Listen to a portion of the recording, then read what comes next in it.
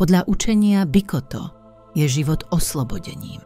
Ako náhle si človek uvedomí, že nikto mu nič nedlhuje. Očakávania, ktoré sú často výsledkom predstáv a túžob, vytvárajú bremeno, ktoré bráni harmónii a vnútornému pokoju. Bikoto hovorí, že šťastie a spokojnosť nenastávajú, keď sa naplnia vonkajšie očakávania, ale keď sa človek oslobodí od potreby ich mať. Každý žije vo svojom vlastnom svete, vo svojich vlastných príbehoch a výzvach. Očakávať, že iní splnia naše potreby alebo vrátia, čo sme im dali, je cestou k frustrácii a sklamaniu. Bikoto učí, že láska, pomoc a podpora nie sú povinnosťami, ale darmi, ktoré majú byť oceňované bez nároku. Keď si človek uvedomí, že mu nikto nič nedlhuje, nachádza skutočnú slobodu. Prestáva sa upínať na to, čo mu chýba, a namiesto toho si začína vážiť to, čo už má. Slová, úsmevy, malé prejavy láskavosti získavajú väčšiu hodnotu, pretože sú vnímané ako čisté a úprimné gestá, nie ako samozrejmosť. Bikoto vedie k tomu, aby človek rešpektoval slobodu druhých. Každý má právo byť tým, kým je, bez toho, aby bol viazaný na očakávania druhých.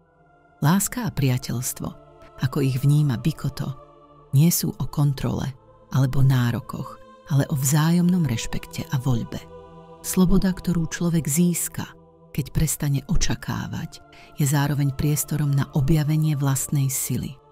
Podľa Bikoto šťastie a pokoj vychádzajú zvnútra, nie z potvrdenia od druhých.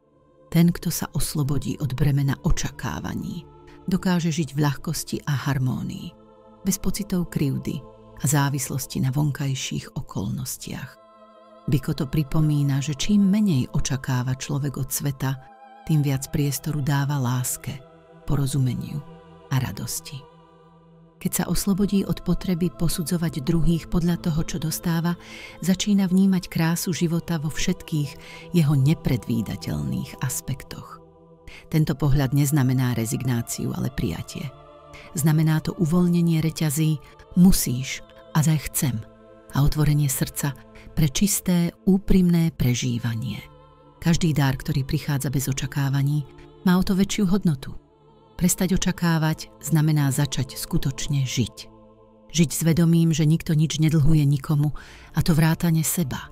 Láska, podpora a pomoc sa tým stávajú prejavmi voľby, nie povinnosti.